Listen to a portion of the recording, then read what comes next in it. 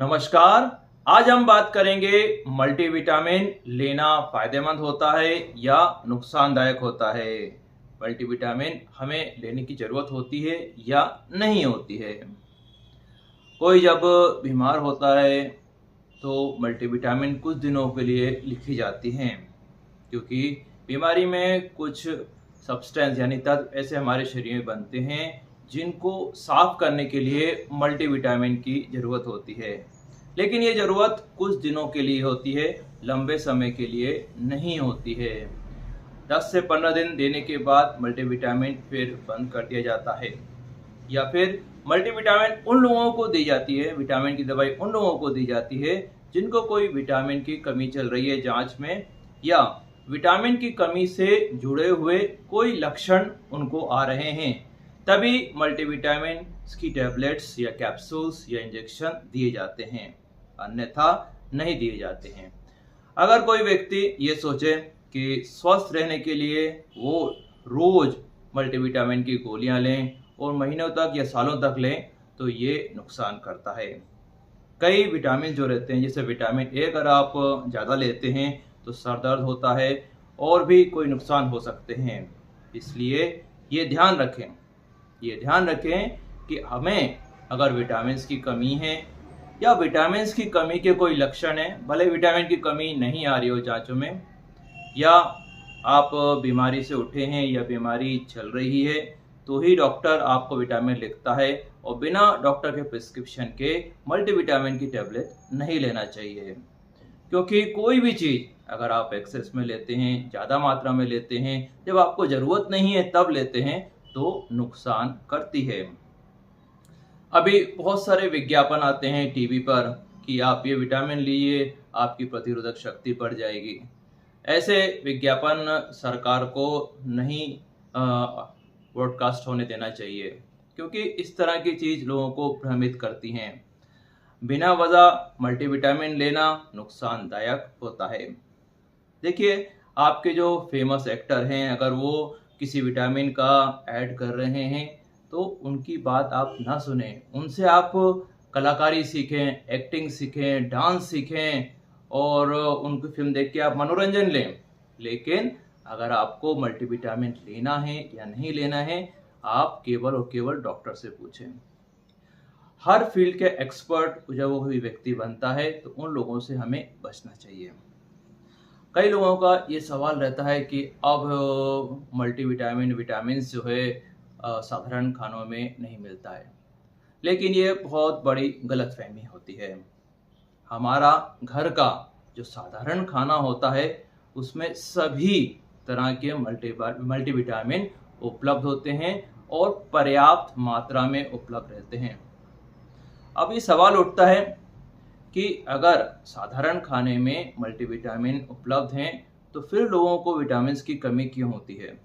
तो इसका उत्तर ये है कि अगर हमारा जो आहार है, हमारी जो डाइट है वो संतुलित नहीं है, बैलेंस नहीं है, तो हमें कई विटामिन्स नहीं मिल पाते हैं, कैल्शियम, आयरन नहीं मिल पाते हैं। तो हमें अपने खाने को संतुलित करने की ज़रूरत है, खाने को बदलने की ज़रूरत नहीं है। बाज़ार से लाके कोई भी मल्टीविटामिन रोज़ शुरू करने की ज़रूरत नहीं है। और कई बार अब तो प्रोटीन पाउडर में भी मल्टीविटामिन डाले जा रहे हैं, ये पूरी तरह से गलत है।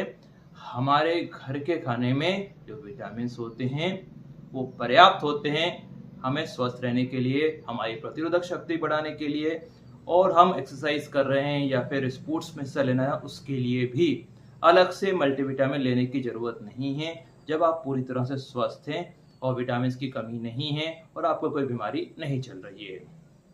देखिए, मल्टीविटामिन अगर आप ज़्यादा लेते हैं तो ये कहीं ना कहीं आपको नुकसान करेगा, इसलिए हमें इन चीज़ों से बचना चाहिए। कई लोगों का ऐसा सोचना होता है कि जो वेजिटेरियन खाने होते हैं उनमें कई विटामिन्स नहीं होते, लेकिन ये फैक्ट भी पूरी तरह से गलत है। जो लोग संतुलित आहार ले रहे हैं उनको सारे विटामिन्स मिल रहे हैं, भले ही वो पूरी तरह से शाकाहारी हों।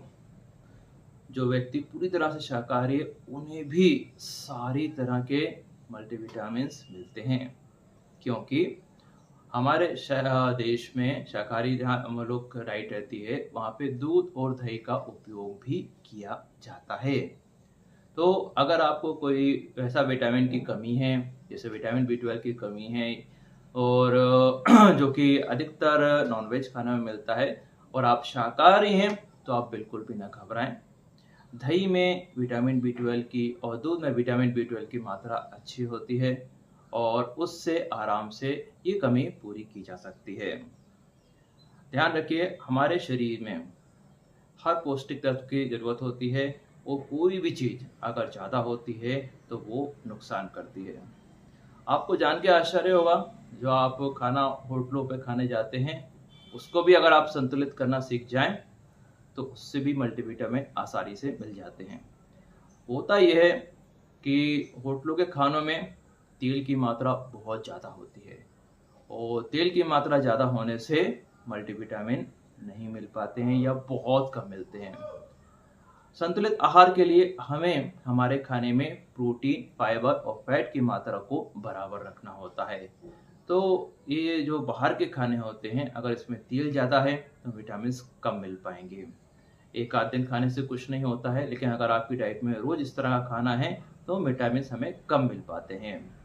तेल की मात्रा कम करनी होती है, घी की मात्रा कम करनी होती है अगर हमें प्रोटीन, फाइबर और फैट को बराबर रखना है, क्योंकि संतुलित आहार है। और संतुलित आहार जब बन जाता है तो हमें आसानी से सब तरह के विटामिन्स मिलते हैं।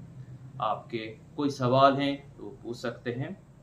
मैं डॉक्टर आशीष आर्या और हम 20 साल से यहाँ पे प्रैक्टिस कर रहे हैं सीहोर में और लोगों की डाइट को स्टडी करते हैं और लोग क्यों बीमार हुए और एक घर में 2 लोग क्यों बीमार हो रहे हैं और 3 लोग क्यों नहीं बीमार हैं, इसको भी स्टडी करते हैं। और उसी के आधार पर और डाइट के आधार पे साइंटिस्ट जो कहते हैं उसके हिसाब से हमने आपको ये वीडियो बनाया है। Thank you very much, have a nice day.